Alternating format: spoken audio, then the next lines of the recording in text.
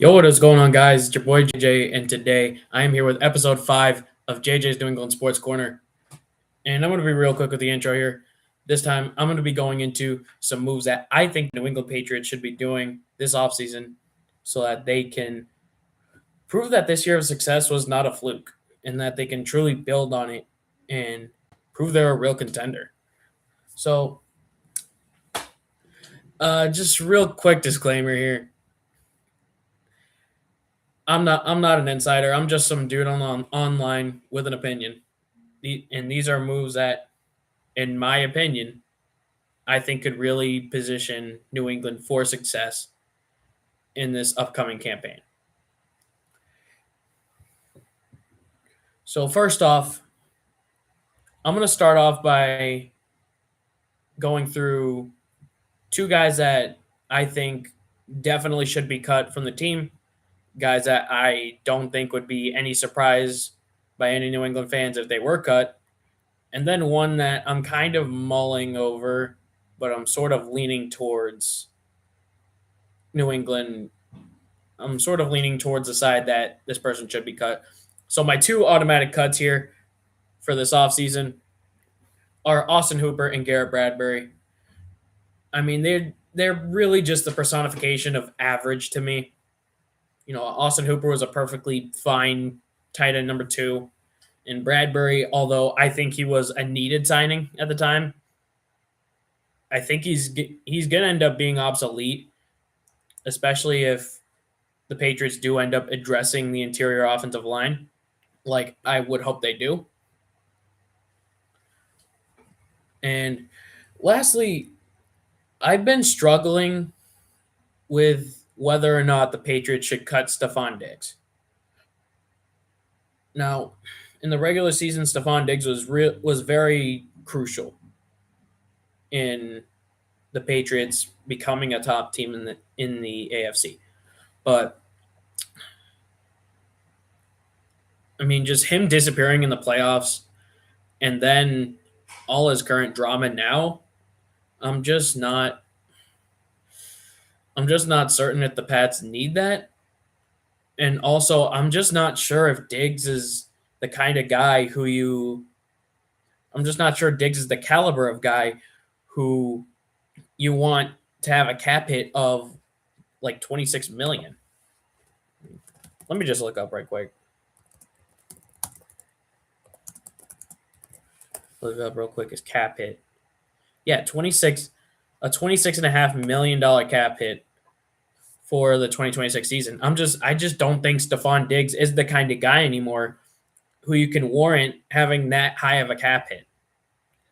So, all in all, I think I'm just leaning towards the Pats. I'm leaning towards the side of the Pats releasing Stephon Diggs and utilizing that extra cap space to put that towards some free agents and or re-signing their current free agents. With that being said, we know about pretty much the 4 main free agents that the Pats currently have right now: K'Lavon Chaisson, Jalen Hawkins, Jack Gibbons, and Kyrus Tonga. And with some of the projected contracts right now, I think at the very least, the Pats should try and look to retain Jalen Hawkins and Kyrus Tonga. I really loved Kyrus Tonga as that run stopping guy to have in there to give a guy like Milton Williams and Christian Barmore a rest, or Lord knows even pairing Tonga up with them in certain situations. I mean, Tonga was immeasurably valuable in the run game, and was such a huge reason why the Pats had, I believe, a top five defense in terms of, or top 5 rushing defense in the NFL. And Jalen Hawkins, I think the duo of him and Craig Woodson was super great and just got even better throughout the year. So I would hate to see that duo be gone after 1 year, especially with Craig Woodson on his rookie contract for 3 more years. I don't see why you wouldn't want to keep them around. Chason, as much as I would love to sign him, and as valuable as he had been, especially from about week 7 onwards, part of me is wondering if his projected contract, which according to PFF uh, is around $15 million a year for about 3 years. I'm wondering if it's really worth it to give Chase on that contract. Part of me wants to because he was so very valuable for this defense, and he was a great scheme fit that I don't think this great year is necessarily going to be a fluke because he still has the scheme familiarity. But I'm I think the Pats might end up leaning towards a cheaper option, which I will get to much later in the video in the podcast. But yeah, I'd say as far as trying to retain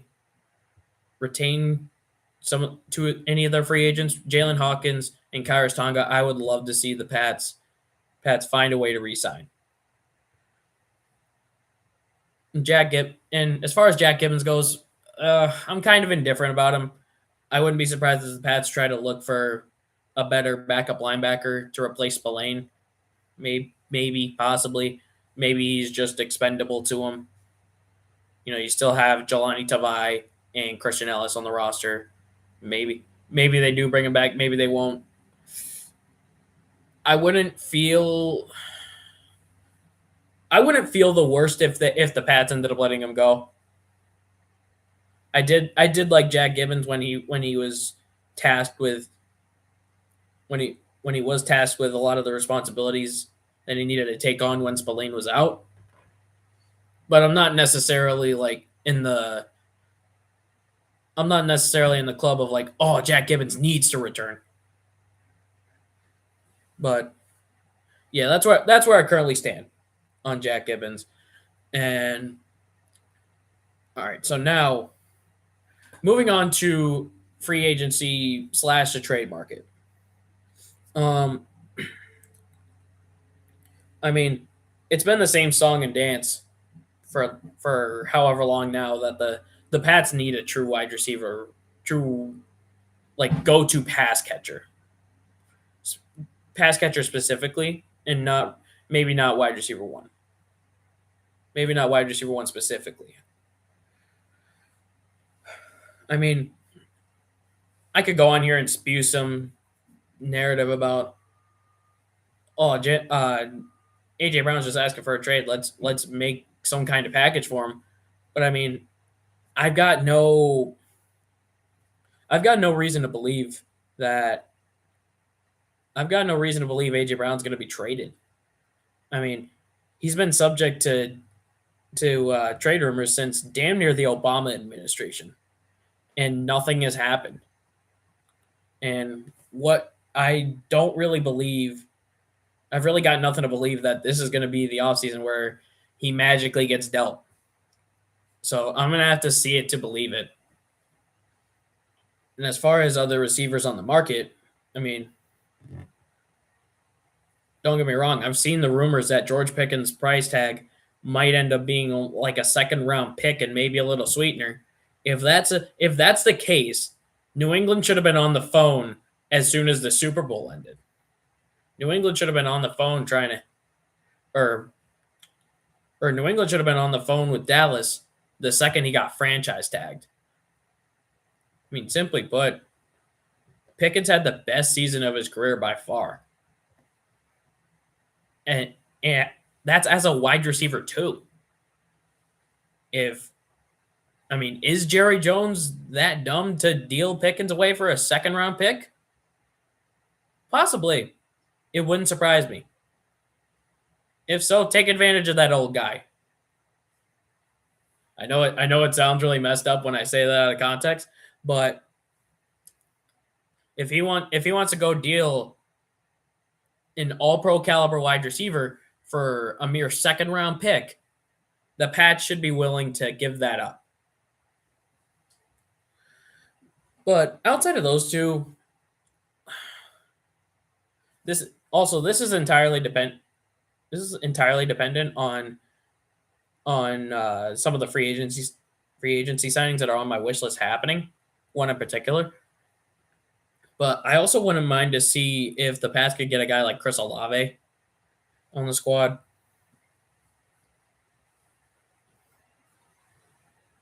But I think that's very dependent on what I think the Pats should, on what I feel should be the first priority for the Pats this offseason when it comes to free agency. And that is Kyle Pitts. I mean, Kyle Pitts, he's at worst a top 5 tight end in the league. And honestly, ever since he came out of the draft in 2021, I've always wondered what Kyle Pitts would look like, what kind of form he would have reached in a Pats jersey. And honestly, I think Kyle Pitts I think he can fit in with this offense so well.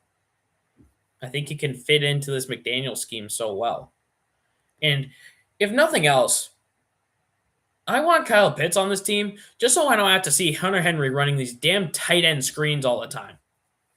I mean, because like they keep running these tight end screens to him, and the dude can't generate yards after the catch unless the defenders are over 15 yards away from him. I mean, the dude is not a yak demon, to say the least. So why not get a tight end in Kyle Pitts who can actually create with the ball in his hands, who can actually get yards after the catch and actually make these tight end screens successful? Because I don't have any stats to back this up, but it felt like 9 times out of 10 those tight end screens were not working. And honestly, I think you can use Kyle Pitts the same way you're using Hunter Henry when he was lined up as an inside slot, lined up at the inside slot. I think Kyle Pitts would be immeasurably valuable to this Pats offense. I think Kyle Pitts can fit whatever role you need him to be in. And secondly, the second place I would want the Pats, the second position I would want the Pats to address in free agency is the interior offensive line, specifically left guard. I don't know if people are gonna catch my drift of where I'm going with this, but I'd love to see the Pats show some interest in Wyatt Teller. You know, he just got released by Cleveland. The dude at his peak is an all-pro, is a second-team all-pro, one of the top offensive linemen in the league in his prime. And whatever experience factor you lose with Bradbury, you automatically gain it right back in Teller. Plus, you're getting just a better offensive lineman in general. And then you slide Wyatt Teller in at left guard.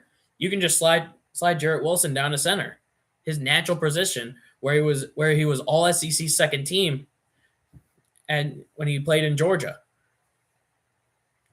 So I don't see why the Pats wouldn't invest in a guy like Wyatt Teller or another offensive guard, maybe like what's his name from?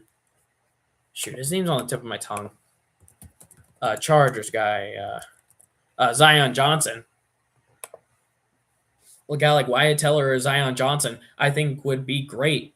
Would be great for the Pats to help Jared, to make sure that we can have Jarrett Wilson playing in a position where he feels more confident at. So those are my 2 big free agency signings. Now, let's get into some drafting. Now, first off, I've kind of been mulling this over in my head over the last few days of where I think the Pats should go as far as with their first round pick. You know, there's really only 2 options that most experts are going towards, which is either edge rusher or an offensive tackle. And My my thinking is pretty much in line with that. I do think no matter what, with their first two picks, the Pats should go with an edge rusher and an offensive tackle in whatever order. But personally, I would go with an edge rusher in round one. And I have two guys. I have two guys for each. I have two guys for who I would use with the Pats' first round pick as an edge rusher, and then in the second round, I have two guys who might be available in the second round who could be available. So quickly getting into my first round possible selections. Firstly is hold on here. All right. Firstly, I got Akeem Mesidor out of Miami, the ACC sack leader this past year, and he feels like a perfect replacement for K'Lavon Chaisson.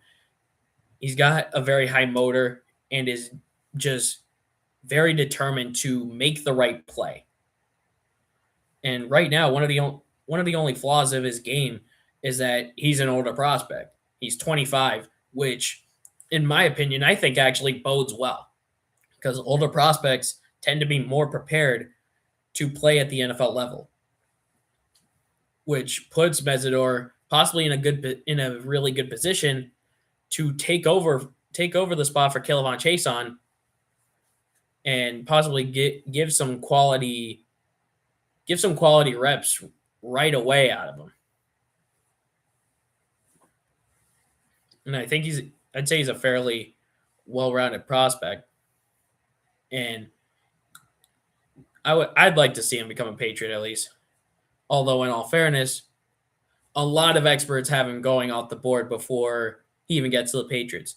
A lot of experts have him getting selected around the high teens to early or mid teens to early 20s. So Mesidor might not even be available by the time the Pats pick unless they decide to trade up.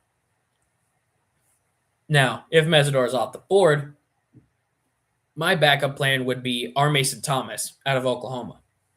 Now, the last time the Patriots picked an edge rusher out of Oklahoma, it didn't work out well. It sucks because I really had high hopes for Ronnie Perkins. I thought he was an absolute steal in the third round of the 2021 draft. But yeah, it's whatever. Not a lot of the Pats picks in the 2021 draft have really aged well outside of Ramondre Stevenson. So, but anyways, R. Mason Thomas, he specializes as a pass rusher. The thing, he has an extensive pass rushing bag, and his speed to power conversion is elite, and he can absolutely turn the corner and just leave other tackles in the dust. The thing is, he in his current state is not a 3-down player. He's not a 3-down edge rusher because he's not a very good run defender. But personally, I'm not too concerned about that. I'm honestly fine with R. Mason Thomas, at least right now, being just a situational guy and being able to bring a pass rush, because that's what the Pats need, man. They need a pass rush. They need somebody off the edge that can get to the quarterback and quickly. And R. Mason Thomas, I think, can do that. I think can do that at a really good level. So yeah, to recap, my first priority, if I'm New England, would be Akeem Mesidor out of Miami. But if he's off the board, then R. Mason Thomas out of Oklahoma. I think both of those guys could do really well for New England as rookies. Now, as far as our second round pick goes, not including any trade ups, because I do have a little bit of a caveat to if New England, if a certain thing happens in the draft, then I would want New England to trade up. But let's just say let's just say they stay at their current second round pick. There's a couple of tackles who I think can um really perform well with given some time to learn behind the starters and learn behind Morgan Moses specifically. First up, I got Blake Miller out of Clemson, and and it kind of feels maybe disingenuous in a way to split them up because their skill sets are very similar. So I'm gonna just say right now the other name I have is Caleb Tiernan out of Northwestern. They're both pretty phenomenal pass protectors. I mean, they both they both some of the best pass pro among tackles in the draft class. But their downfall is they're kind of just average. They're kind of just average run blockers. And Tiernan especially, um, in like the very little tape that I was able to get my hands on, Tiernan was very up and down. Like one drive, he'll look absolutely phenomenal, like a top three. He would look like a top three tackle in the draft class. And then the next play, he's just getting destroyed by edge rushers that are 70 pounds lighter than him, and just a complete non-factor. Whereas I didn't quite see that kind of inconsistency with Blake Miller, but their skill sets are very much the same. And what stood out to me with both of these guys is their ability to recognize stunts and blitzes is like superb. They both have they both are very good at diagnosing blitzes and stunts. Like it's almost uncanny. Like it's something like it's the type of recognition that you would expect to see out of a 10-year veteran. These college prospects already have that. So I think like given if they're given, a year maybe two to learn under Morgan Moses or however long it takes until Morgan Moses retires, I think either one of these guys could become a very solid right tackle for the New England Patriots when Moses does eventually hang up the cleats.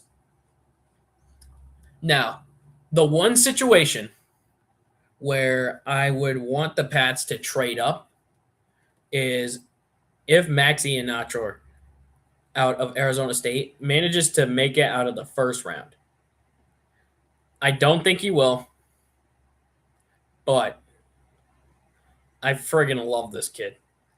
I was for the longest time I was thinking the Pats should take him with their first round pick. He was kind of the only reason why I was mulling over whether the Pats should take a tackle or an edge rusher in the first round. Is because Ihenacho possesses is all he's already a great tackle. He's already probably a top 5 tackle in this class. And the dude's been playing football for 5 years. He is still a very raw prospect that has some of the highest potential, I think, of any offensive lineman in this entire draft class. I think given a year of seasoning, Ian Nachor be can be an absolutely great right tackle in the NFL, which really just boasts perfectly for a New England situation because they're not replacing Will Campbell this offseason. They're not replacing Morgan Moses this offseason, barring some calamitous event happening to either one of them. So to just have Ian Achor just sitting and learning, cutting down on the penalties and cutting down on mistakes that you would expect to see out of someone who hasn't been playing football for that long, Ian Achor could become an absolute uh, for lack of a better word, crap wrecker. But yeah, so yeah, if Ian Nacho manages to dip outside of the first round, I think 100% the Pats should trade up on day 2 in order to get him. Like I in all honesty, it's been a while since I've been this high on a prospect that the Pats have drafted, or that the Pats could have the possibility of drafting. Not since not since Devin Lloyd. It's been a while. It was only a couple of years ago, but like I was really high on Devin Lloyd back when the Pats needed a linebacker and they drafted Cole effing Strange after trading down. But yeah, I mean, yeah, I'm sure you guys get what I'm saying. I love Max Iheanacho as a prospect, and I think he could be an absolutely feared right tackle in this league for years to come if given the opportunity to develop. And now we'll just go on and quickly discuss some Celtics stuff. You know, they just played their first game on Thursday, and they're actually about to play as of the time of recording against the Lakers. Um, Warriors game scared me. It scared the ever loving crap out of me. I mean, when Golden State got it within 11 in the fourth quarter, I was absolutely losing my mind. But luckily, Peyton Pritchard came through with some clutch baskets. He ended up uh, he ended up having a game high 26. Uh, but the Celtics in the first half were absolutely firing on all cylinders. That's the kind of performance I want to see from them. But I also want to see it from them the entire time. I want to see that throughout the entire 48 minutes. And oftentimes with this team, it doesn't seem like they do that for all 48 minutes. And that's the most uh that's just the most frustrating thing with this team is that they don't they don't always put in a really great performance for 48 minutes. That's one of the areas they're really inconsistent in. But yeah, they got LA pretty soon. In like right now it's 6:34 for those of you who aren't in the live stream. Um, okay, that was the AI going off. But yeah. But yeah, to recap what I would like for the Patriots to do. Firstly, cut Garrett Bradbury, cut Austin Hooper, and as much as I don't want to, cut Stephon Diggs. Free agency signings, Kyle Pitts and Wyatt Teller. Again, I should have said this before, but keep in mind, this isn't supposed to be some kind of step-by-step guide on how the Pats should do this. I'm not 100% sure what these contracts will look like in the Pats books. I'm not sure what kind of work the Pats are going to have to do to make sure all these guys are able to fit under the salary cap. And that's not even including giving Christian Gonzalez an extension. So you're going to have your work cut out for that.